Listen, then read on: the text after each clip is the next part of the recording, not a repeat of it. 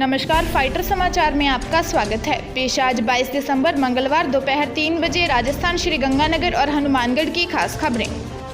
जोधपुर शहर के बासनी थाना पुलिस ने शादी के बाद 7 लाख लेकर गायब हुई दुल्हन से जुड़े मामले में पुलिस ने बिचौलियों सहित दुल्हन के रिश्तेदारों को गिरफ्तार कर लिया है।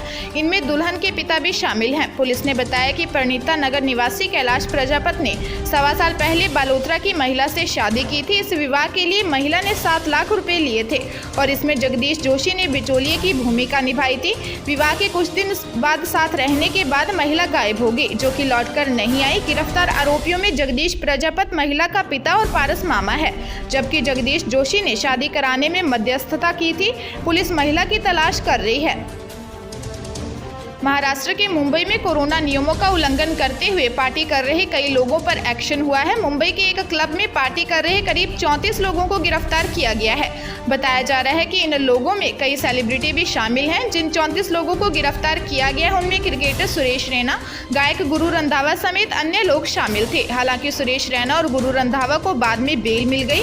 इसके अलावा कुछ महिलाओं को भी गिरफ्तार किया गया था, लेकिन पुलिस ने उनके बारे में जानकारी नहीं दी है, लेकिन बाद में बेल पर छोड़ दिया गया। बता दें कि यह पार्टी मुंबई में एयरपोर्ट के पास मौजूद JW मैरियट होटल के क्लब में यह पार्टी चल रही थी।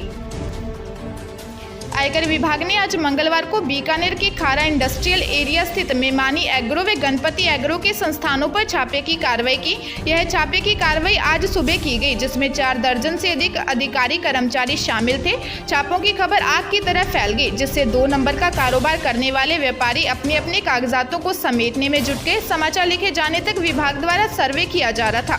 विभाग का सर्वे पूरा होने के बाद ही अघोषित संपत्ति का पता चल पाएगा। यह कारोबारी प्रॉपर्टी और नमकीन के कारोबार से जुड़े हैं।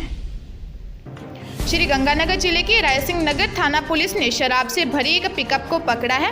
मौके पर ही एक ठेके के सेल्समैन सहित 3 जनों को गिरफ्तार कर लिया। पुलिस ने बताया कि अनूपगढ़ मार्ग पर रात को नाकाबंदी कर रखी थी।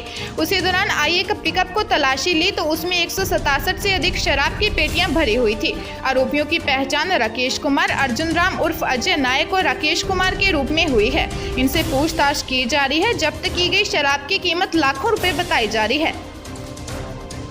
लिव इन में रह रही विवाहिता के पति को इसका पता चलो तो वह फ्लैट पर पहुंचे और पत्नी एवं उसके प्रेमी दोनों को पीटा। बाद में मामला बढ़ा तो विवाहिता अपने पति के खिलाफ जयपुर के कालवाड़ थाना में मामला दर्ज करवाया। पुलिस ने बताया कि मूल रूप से चोमू और हाल कालवाड़ में एक बड़ी टाउनशिप में रह रही विवाहिता ने पुलिस को बताया कि उसके पति बलवीर से काफी समय से विवाद चल रहा है। वह कुछ दिनों से अपने दोस्त के साथ कालवाड़ इलाके में रह रही थी। अचानक इस बारे में पति को पता लगा तो वह घर आया और दोनों को पीटा। पुलिस मामले की जांच कर रही है। श्रीगंगानगर में वाणिज्य कर विभाग ने मिले टारगेट 409 करोड़ में अभी तक मात्र 154 करोड़ रुपए ही प्राप्त किए हैं। पिछले वर्ष भी विभाग द्वारा 374 करोड़ में से 309 करोड़ रुपए ही राजस्व प्राप्त किया था। विभाग के अतिरिक्त आयुक्त राजकुमार चौधरी ने बताया कि जिले में अत्यधिक 60 से 70% राजस्व कॉटन से प्राप्त होता है और कॉटन का सीजन अक्टूबर से मार्च तक चलता है। श्री चौधरी ने बताया कि राजस्थान में सर्वाधिक रिटर्न फाइल मामले में श्रीगंगानगर नवंबर 1 पर है, जिसके चलते 92.50% रिटर्न फाइलें हुई हैं। गौरतलब है कि यह विभाग के 6 सर्किल में 6 दर्जन से अधिक कर्मचारियों की फौज है। विभाग पर अक्सर भ्रष्टाचार के आरोप भी लगते रहते हैं। सुप्रीम कोर्ट ने कहा है कि सरकारी नौकरियों में सामान्य श्रेणी की रिक्तियां सभी वर्गों के लिए उपलब्ध हैं। इसमें OBC और SC/ST भी शामिल हैं। Justice UU Lalit, justice Ravinder Bhatt और जस्टिस ऋषिकेश रॉय की एक पीठ ने आरक्षित वर्गों के मेधावी अभ्यर्थियों को सामान्य श्रेणी में स्थानांतरित होने और फिर नौकरी के लिए चयन से वंचित करना सांप्रदायिक आरक्षण जैसा होगा।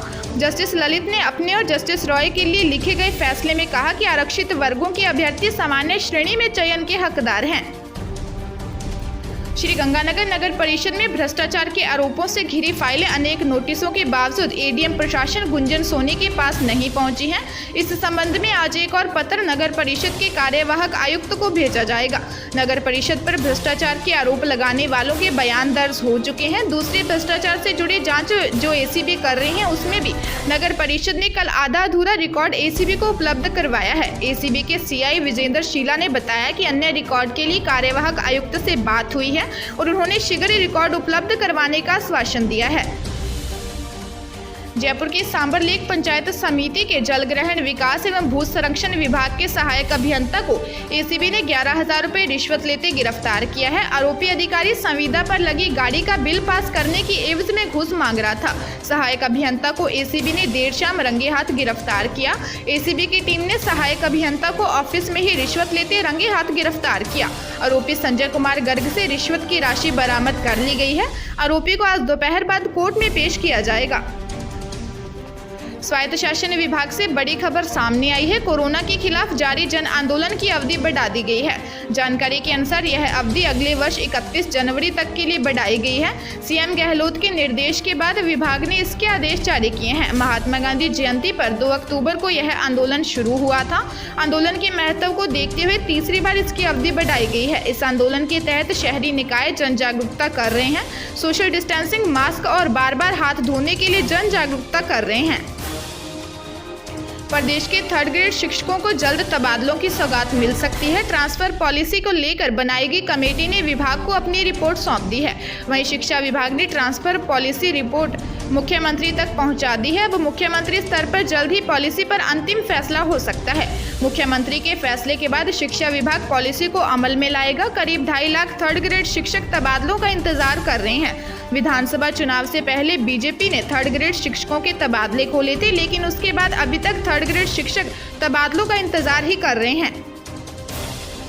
बाड़मेर कस्बे के राणा प्रताप बाजार में एक ही रात में अज्ञात चोरों ने 3 अलग अलग दुकानों के ताले तोड़कर नकदी, इलेक्ट्रॉनिक समेत अन्य कीमती सामान चोरी कर लिया। सूचना पर पहुंची पुलिस ने मौका मुआयना किया। सीसीटीवी फुटेज खंगालने के साथ ही जांच शुरू की। पुलिस ने बताया कि कस्बे के राणा प्रताप बाजार में स्थित रामदेव इलेक्ट्रॉनिक दुकान से 1 लाख रुपए नगद व इलेक्ट्रॉनिक का कीमती सामान और हस्तीमल जैन की किराने की दुकान से 4 किलो बादाम के पैकेट और वीरदाराम की दुकान से पैन कार्ड 600 रुपए ले गए।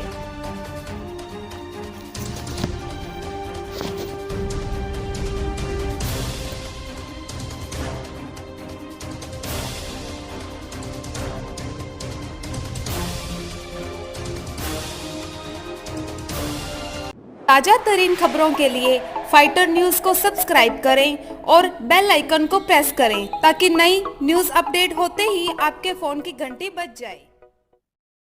Once again